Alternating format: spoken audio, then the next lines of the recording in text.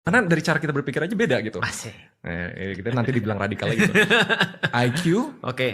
EQ, sama SQ. Oke. Jadi gue bikin kayak gini.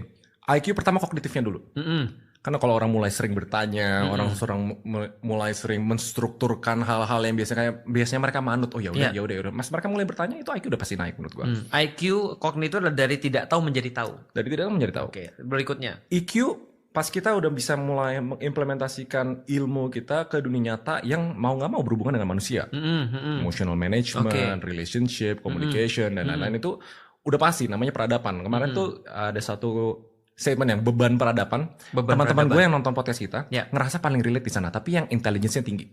Iya. Yang intelligence tinggi pas ngomong beban peradaban, satu orang tua gitu di sana. Dia ngerasa memang punya beban peradaban di Indonesia, tapi sebagai orang tua gue punya responsibility begini, jadi gue harus pergi keluar dulu gitu. Mereka ngerasa relate. Jadi EQ tuh human relationship itu pasti nanti kita bakal bahas. Nah, yang ketiga SQ. Yang pertama namanya apa Rick? Logiman.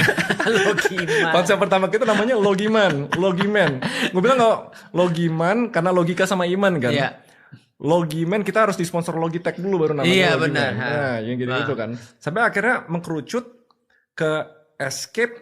Tujuannya ya balik lagi ke.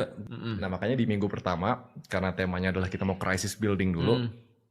Yaitu konsepnya. Aku ingat kalau ini gerombolan si Berat. Si Beret. Pasti lu nggak nyambung karena itu bukan umur lu. Coba klik aja nanti teman-teman ya, gerombolan si Berat gitu. Si Berat. Apa tuh si Berat? Itu ada di Donald Bebek.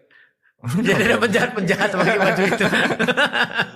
Iya. Bener karena semua orang di Indonesia tuh gue ngerasa penjara paling gede, yang size-nya paling gede dan security-nya paling kuat tuh penjara pikiran sendiri. Ketika wukuf di Arafah, hari Arafah tuh 9 Zulhijjah.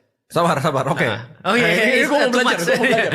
Oke. Arafah itu gimana? Jadi gini, satu hari yang paling bagus di dalam Islam, kalau hari itu artinya means adalah ketika matahari masih ada, itu hari namanya. Oke. Nah, berarti itu adalah ketika 9 Zulhijjah, ketika jamaah haji, itu lagi ngumpul di Arafah.